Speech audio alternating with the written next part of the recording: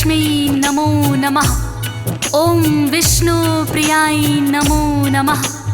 ओम धन प्रदाय नमो नमः। ओम विश्वजनन्यै नमो नमः। बोलिए लक्ष्मी मैया की जय। भक्तों, आज हम माता लक्ष्मी की महिमा का वर्णन करेंगे। माता लक्ष्मी एक ऐसी देवी हैं कि जो भी भक्त सच्ची श्रद्धा से, सच्ची भक्ति से इनका ध्यान लगाता है, उनके घर में कभी भी धन धान्य की कमी नहीं होने देती हैं। भक्तों, माता लक्ष्मी की अनेकों ही रोचक कहानियां हैं। उनमें से कुछ कथाओं का वर्णन हम यहाँ करेंगे। माता लक्ष्मी को धन धान्य की देवी माना जाता है। हिंदू धर्म में माता लक्ष्मी की पूजा का विशेष प्रावधान है। अक्षय तृतीया व दीपावली के दिन लक्ष्मी एवं गणेश जी का पूजन किया जाता है। भक्तों, माता लक्ष्मी जिन भक्तों पर कृपा करती हैं, उनके घर में धन धान्य की कोई भी कमी नहीं रहती है। तो आइए भक्तों, सुनते हैं माता लक्ष्मी के कुछ चमत्कारों की ये रोचक कहानियाँ। श्री चरणों में करके वंदन करते हैं हम महिमा वर्णन। माता लक्ष्मी कृपा करना, धन के भंडारे भरना। जिन भक्तों पर हो तेरी कृपा, टिक नहीं सकती वहाँ दरिद्रता। जो सच्चे हो भक्त तुम्हारे, सदा ही वारे न्यारे। सदा आपका ध्यान धरेंगे, आप कहीं गुणगान करेंगे। घर में आप पधारो मैया, तो यही आवाहन करेंगे। आपकी यूं तो कई कथाएं, उनमें से कुछ आज सुनाई। भक्तों सुनो लगा कर ध्यान, लक्ष्मी मैया का गुणगान। भक्तों, एक समय की बात है। किसी गांव में एक साहूकार व साहूकारनी रहते थे। उनके 3 बेटे थे। साहूकार बड़ा ही धर्मपरायण था। रोज सुबह उठकर स्नान आदि करता और सूर्य को जल देता तथा माता लक्ष्मी और विष्णु जी की पूजा करता। ऐसा कहते हैं कि माँ लक्ष्मी की पूजा के साथ साथ यदि हम नारायण को भी पूजते हैं, उनका ध्यान लगाते हैं, तो उससे घर में सुख, शांति, समृद्धि आती है। भक्तों, साहूकार का गुजर बसर बड़े ही आराम से हो रहा था। साहूकार को हमेशा साफ सफाई पसंद थी। भक्तों, उसके ही विपरीत साहूकारनी बड़ी ही आलसी थी। वो ना तो सुबह जल्दी उठती, ना ही साफ सफाई पर ध्यान देती। घर में झाड़ू पोछा तक नहीं करती थी। भक्तों, साहूकार उसे समझाता कि घर में साफ सफाई रखनी चाहिए, किंतु साहूकारनी पर उसकी बातों का कोई असर ना होता था। भक्तों, साहूकार की जो है पत्नी, वो तो आलसी जाने कितनी। सो करना कभी उठे सवेरे, झाड़ू पोछा न घर में फेरे। साहूकार ने बड़ी समझाई, रखनी चाहिए साफ सफाई। जिनका घर हो सुथरा साफ है, लक्ष्मी का सदा वहाँ निवास है। रोज सवेरे तुम उठ जाओ, स्नान करो, बच्चों को कराओ। स्वच्छ हो घर का चूल्हा चौका, करके लिपाई भोजन पकाओ। काम पे वो चला जाए कहकर, टाल दे कोई बहाना बना कर। कहती मेरी नींद न खुलती, रोजी वो तो करती गलती। भक्तों, इस प्रकार साहूकार की पत्नी साहूकार की बातों को टाल देती। वो ना तो सुबह जल्दी उठकर स्नान करती और ना ही बच्चों को कराती। उसका घर बहुत ही गंदा रहता। पड़ोस की औरतें भी उसके घर में ना आती थी। भक्तों, क्योंकि साहूकारनी घर को साफ सुथरा नहीं रखती थी। बच्चे भी मैले कुचैले कपड़ों में रहते थे। भक्तों, पड़ोस के भी बच्चे उनके साथ खेलने से मना कर देते। धीरे धीरे साहूकार के घर में दरिद्रता आने लगी थी। भक्तों, उसका काम धंधा भी ठप होने के कगार पर था। साहूकार उसे समझाता कि यह तेरी साफ सफाई ना करने के कारण ही हुआ है। साहूकारनी पर फिर भी कोई असर ना हुआ। फिर साहूकार ने माँ लक्ष्मी से विनती की कि हे माता, आप ही इसे सद्बुद्धि दें। और एक दिन भक्तों चमत्कार ही हो गया। साहूकारनी बाजार से कुछ सामान खरीद कर ला रही थी भक्तों।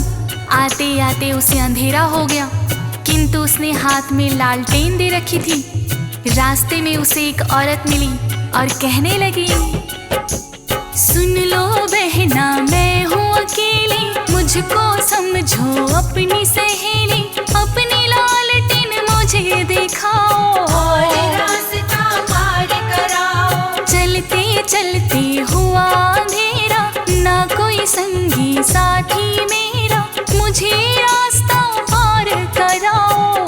बहना एहसान तेरा हो। कहने लगी ये साहूकारनी, तुमको पहले कभी देखा नहीं, कहाँ से आई और क्या नाम है? गाँव में क्या तुम्हें काम है? वो बोली मेरा नाम लक्ष्मी, पास के गाँव में रहती है यही, आज तुम्हारे गाँव में आई। बड़ी बहन मेरी यहाँ है ब्याही। भक्तों साहूकारनी ने अपनी लालटेन की रोशनी में उस औरत को रास्ता पार करा दिया। रास्ते में बातें होती रहीं। साहूकारनी बोली, बहन तुम कौन हो और इस गांव में क्या करने आई हो? वो औरत कहने लगी, भक्तों मेरा नाम लक्ष्मी है, मैं पास के ही गांव में रहती हूँ। यहाँ मेरी बहन ब्याही है, किंतु चलते चलते मुझे अंधेरा हो गया, तो अपनी सहेली समझकर मुझे रास्ता पार करा दो। साहूकारनी ने लालटेन की रोशनी में रास्ता पार करा दिया भक्तों। दोनों आपस में सहेली बन गईं। तब माता लक्ष्मी बोली, बहन तुम कभी मेरे घर आना। और साहूकारनी को अपने घर का पता देकर चली गई भक्तों। अगले दिन साहूकारनी माता लक्ष्मी के घर गई और देखा कि घर में बड़ी ही साफ सफाई है। साहूकारनी माता लक्ष्मी से कहने लगी, माँ लक्ष्मी की आई घर में, साहूकारनी लगी है कहने, बड़ी है घर में साफ सफाई।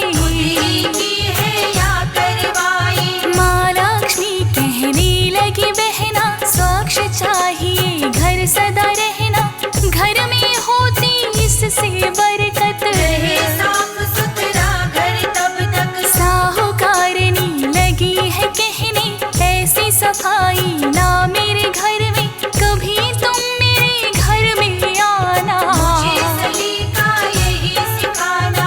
अगला दिन जब भी है आया, महालक्ष्मी को घर में बुलाया।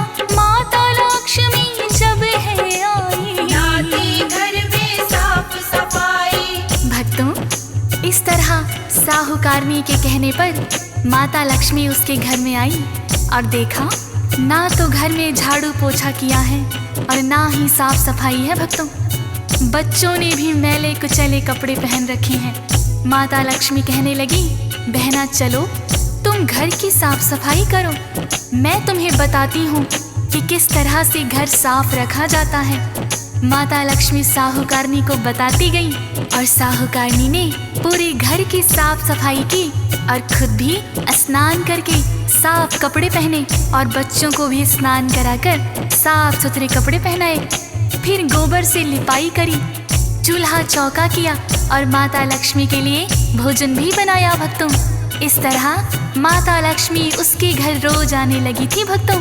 साहूकार देखकर बड़ा ही प्रसन्न हुआ और उसका कारोबार भी चल निकला।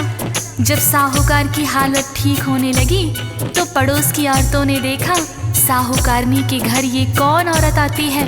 एक पड़ोसन आकर बोलने लगी, कौन सहेली तुमने बनाई जो करवाती साफ सफाई, पहले तो हमने है देखा तुम्हारा साफ है रहता। साहूकारनी ने बतलाया, लक्ष्मी ने मुझको ये सिखाया, उससे सीखा मैंने सलीका। सफाई का ये तरीका। इतना सुन के पड़ोसन बोली, जो है बहना तेरी सहेली,